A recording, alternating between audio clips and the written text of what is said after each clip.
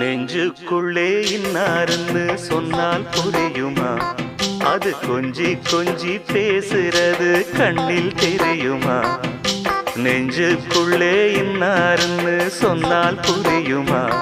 அது கொஞ்சி கொஞ்சி பேசுறது கண்ணில் தெரியுமா?